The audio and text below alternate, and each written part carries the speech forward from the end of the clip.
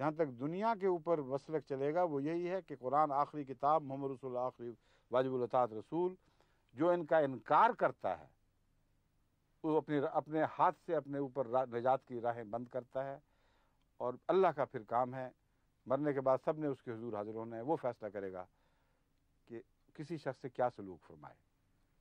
لیکن مسیح موعود نے ایک آیت قرآنی کا ترجمہ فرمایا دراصل یہاں، کہ جو ایسے لوگ ہوں ان کے متعلق فرماتا ہے وہ جہنم سے نجات پائیں گے۔ اب جہنم سے نجات پانا بھی اور بات ہے، اور فلاح دارائن حاصل کرنا اور بات ہے۔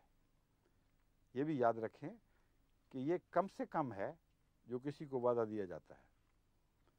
میں جہنت سے نجات پانا کوئی چیز نہیں ہے، یعنی کافی نہیں ہے، بے انتہا مدارج ہیں اوپر تک، اور اسوہ رسول پر چلنے والے، محمد رسول اللہ علیہ وسلم کے مسلک پر چلنے والے کے متعلق تو قرآن کریم یہ فرماتا ہے وَمَن يُطِعِ اللَّهَ وَرَسُولَهُ فَقَدْ فَازَ فَوْزًا عَظِيمًا۔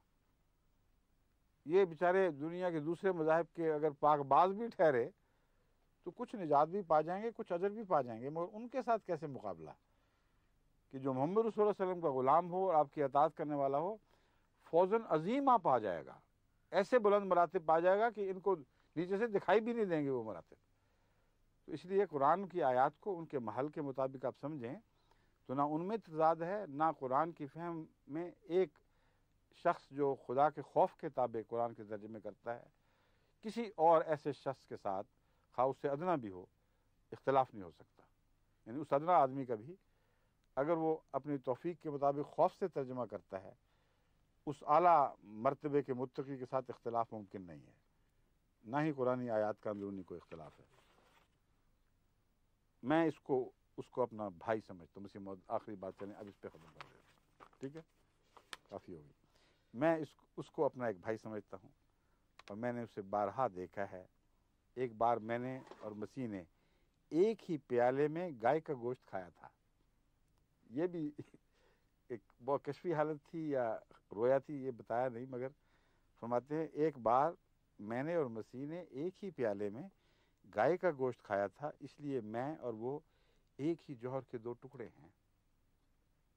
اب گائے کا گوشت کیوں دکھایا گیا ہے؟ اس لیے کہ میرے خیال میں یہود نے گائے کی پرستش کر کے شرک کی بنیاد ڈالی تھی، اور حضرت مسیح موعود علیہ الصلوۃ والسلام اور مسیح شرک کے خلاف نبرد آزما تھے، تو وہ جو گائے کی پرستش کرتے تھے اس کو ذبح کر کے اس کا گوشت کھا کر بتایا کہ یہ اس لائق ہے کہ اس سے یہ سلوک کرو، عبادت کے لائق نہیں ہے۔ اچھا، السلام علیکم و رحمۃ اللہ، خدا حافظ۔